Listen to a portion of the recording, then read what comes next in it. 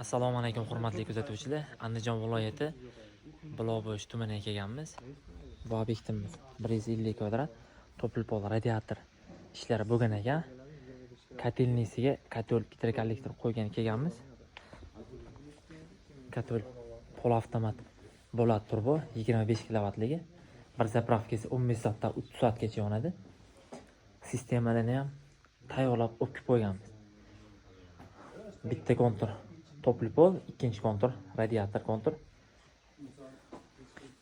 Polni penaplekslarda izolyatsiya qilib podvalni o'qib kelganmiz. Dimoxodlari ham zavodskoy Ferron firmaniki 7 metr bo'ldi. Traynik hamma narsasi xudo xohlasa nержавейка.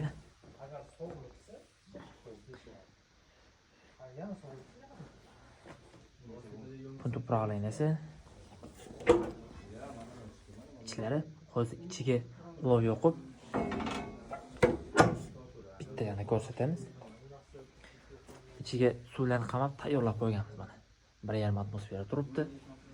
Imkon darajasida maksimalniy kichikroq joyga sig'dirishga harakat qilganmiz. Yonida qanaqangidir o'choqmi, tandirmi, projekti bor ekan. Shuning uchun 2 metr joyga почти sig'dirib olganmiz. Kotelga mana ilashtirib oldik. O'tin bilan yaxshilab qizdirib, biz qo'ygan grasga chiqqandan keyin ichiga ko'mir yoqib ishlatamiz.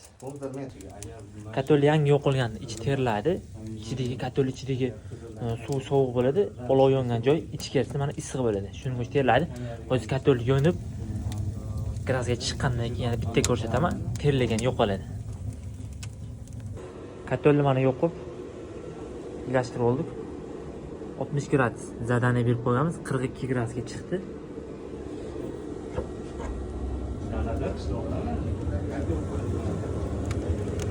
Mana yurishlari butun bilan birinchi qistirib oldik. Ichi hali ko'rganida terlaganda mana endi terlashlar mana yo'qoldi. Kraska chiqibdi.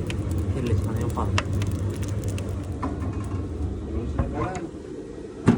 Buni ochayotganda punto upravleniyadan stop turib, ventilyatorni to'xtatib, keyin ichiga o'tin ko'mir solib, bekitgandan keyin yana avtomat rejimda zapushga bosib qo'ysa bo'ladi. Radiator kollektori buni ruchovoyda bo'lgan ekan.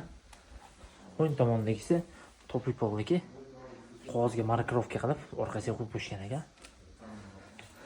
Mana graduslar kelishi 40 ga 25 подача обратga. Bunisi 43 ga 40 plus minus. Kimgadir shunaqa zoti original kotellar kerak bo'lsa, terma bo'yicha murojaat qilaverasizlar. Zoti do'konlarning hammasini nomerini qoldirib qo'yaman. Telegram silkasini ham qoldirib qo'yaman. Telegramga o'tib, kotel haqida ma'lumot olishinglar mumkin. Kimgadir shunaqa sifatli santexnika xizmati kerak bo'lsa, o'zimizga murojaat qilaverasizlar. Xudo xolasa, chiroyli, akkuratni qilib beramiz.